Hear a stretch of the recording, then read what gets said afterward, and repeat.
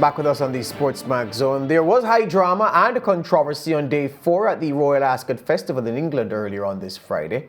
Invariably, it all involved the winningest active jockey in Royal Ascot history. You hear that, Just the Facts producer? Frankie Dettori.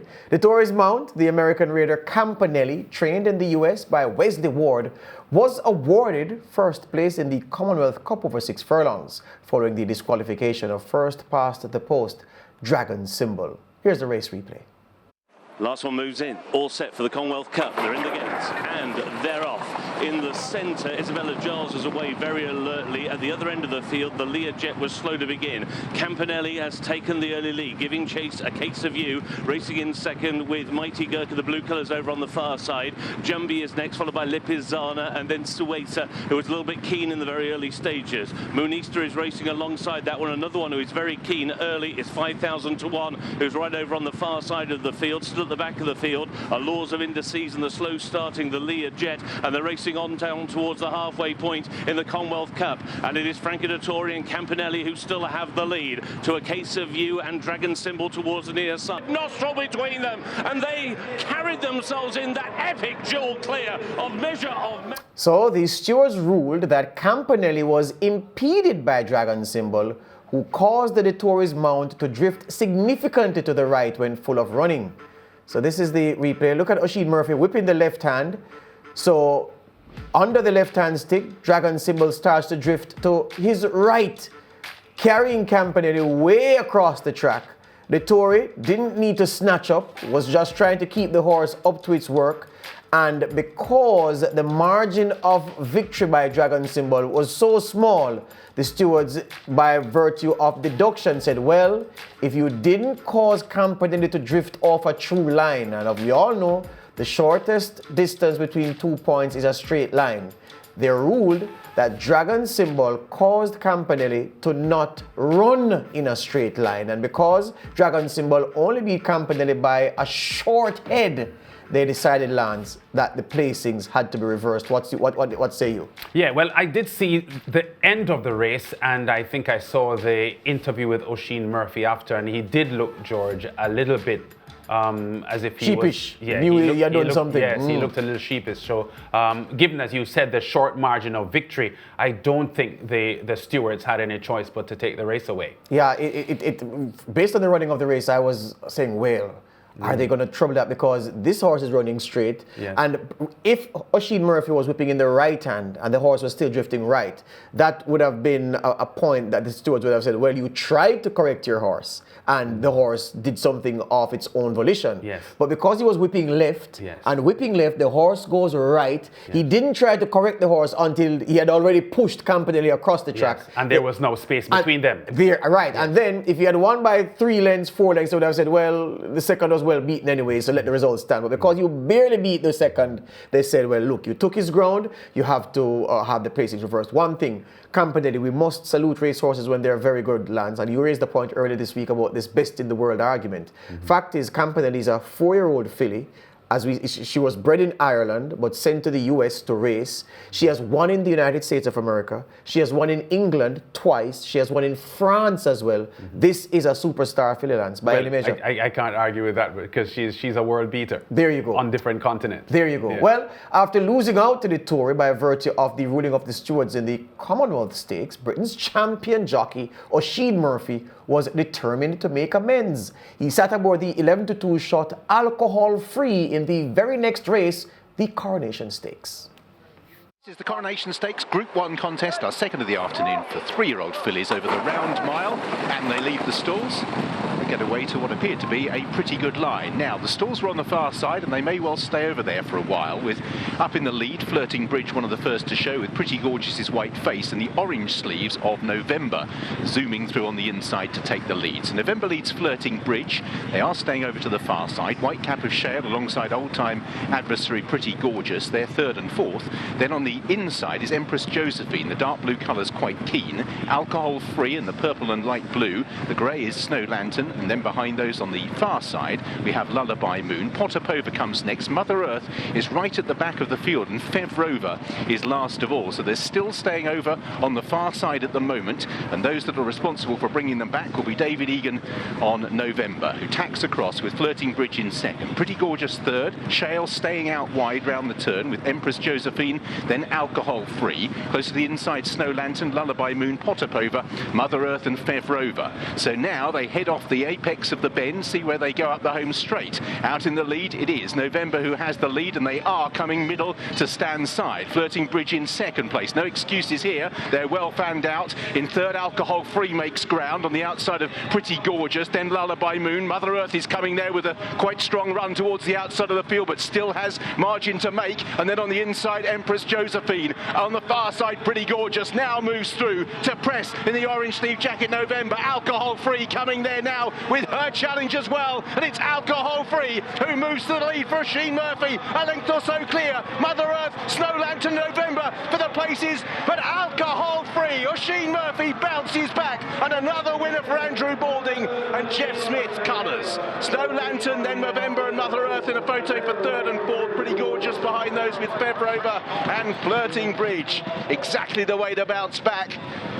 Alcohol Free saw at the trip really well to beat Snow Lantern into second. Mother Earth's clearly third on that. November in fourth place behind these Pretty Gorgeous, accentuated margins back to Fev Rover. So Alcohol Free for Jeff Smith. Very famous colours, lots of those. You remember Persian Punch, what a great horse he was. Lock Song, Chief Singer, they go back a while, and they're in the winner's enclosure again here at Royal Ascot. Alcohol Free, Oisin Murphy. Raise your glasses. So well done to the champion jockey, Lance. After the disappointment of having his number taken down, he roars back with an uncontroversial, undisputed victory. Yeah, and he's only 25 years old, George. He's a pretty fine rider. You don't win championship titles in Britain at 24 years old, and you are, as we would say in the Caribbean or in Jamaica, a bug. He's quite a fine rider. Just to go back quickly to the disqualification, you remember the 2016 Jamaica Derby, that was more exaggerated, but it was a similar case with Future King with Haladine taking Orpheus and Big Daddy Cool all the way across. More exaggerated than we saw there, but Murphy showing that he has the heart of a champion, because he was in there with the great Frankie Dettori for the race prior, and there's no question that emotionally he would have been deflated by what happened in the previous race, and to come back just half an hour later to win in the manner that she just did shows you that this is a smart young rider. Yeah, 7 races left on the Ascot card in the Ascot Festival. All 7 will be live on the Home of Champions from 7:30 in the morning, 8:30 if you're outside Jamaica. 7 big ones to close the Royal Ascot Festival, and what a festival it has been. You know, it's funny you spoke about Oisin Murphy, because we must tell the viewers that he had a ban earlier this campaign because of some, they said he presented a sample that tested positive for cocaine. He protested his innocence, but they said, well, the results don't lie. So he had a suspension there.